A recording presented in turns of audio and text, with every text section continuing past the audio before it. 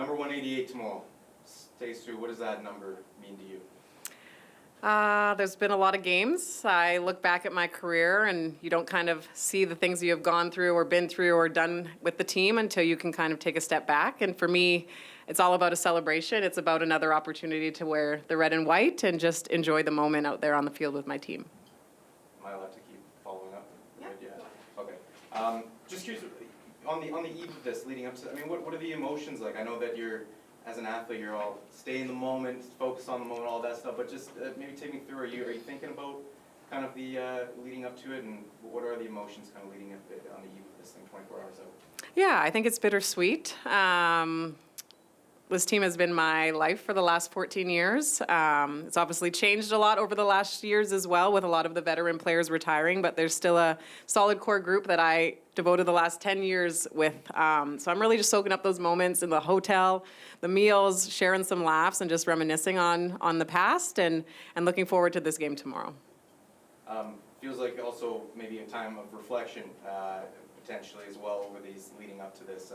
Has that been the case for you? Have you found yourself kind of thinking back to some of your favorite moments over the course of your international career, or is that something that maybe will come after the whistle blows tomorrow? Yeah, there's definitely sprinklings of that. Like, remember this time, or what camp we're looking back on. So yeah, definitely reminiscing. There's been a lot of great memories. But yeah, I think soaking in tomorrow, it's going to be a fun day, and not a lot of players get to write their own script and how they end things. So I'm grateful that I'm here in Winnipeg, family and friends in the stands, and getting this opportunity to go for one more.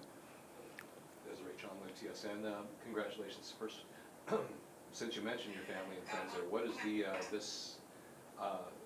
the fact that this momentous moment in your career is taking place in your hometown? I mean, that's all you could ask for, right? I'm so fortunate to have this opportunity, and I've got about 200 people deep coming to the game tomorrow, rocking Scott jerseys and signs, so I'm looking forward to seeing that section come alive. And yeah, the city has been my home. I've repped it proudly, and so to be able to rep Canada in my hometown, I think is amazing, and I'm just gonna put it all out there for whatever minutes I get and enjoy it. So 200 just in the stands. How have you been able to spread your time around to sort of share that time with people who are close to you from your hometown? Yeah, they know I'll be back here one day. So I said, I got to work on training, making sure I'm ready for the match. But I got some time in for ice cream with some friends and got to see some of my family who came to the hotel as well. What Josh had alluded to, accomplishments in your career, which ones have sort of come out in conversation with your teammates, or just organically come to you as you reflected over the last couple of days? Yeah, a lot of people ask me, like, do you remember your first camp? And I was like, now we're really going back in time here. So I don't remember that far back, but just like a lot of the locker room moments, some of the dance parties we'd have in the hotels, just like passing time together as a team. I think what's so special is this team is like family, and we've just had so many great moments, not only on the field, but off it.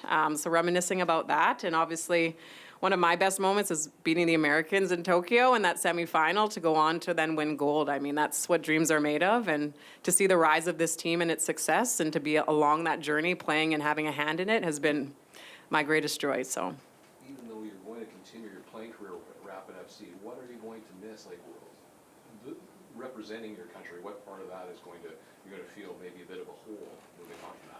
Yeah, I think that's just it. I think there's no greater honor than representing your country. I think we don't realize how special that is until you're no longer putting on that jersey and walking around with the maple leaf on your chest. And for me, it'll be that. And I think, again, it's the connections, it's the people, and doing it at the highest level. Yeah, the CBC. How are you feeling right now?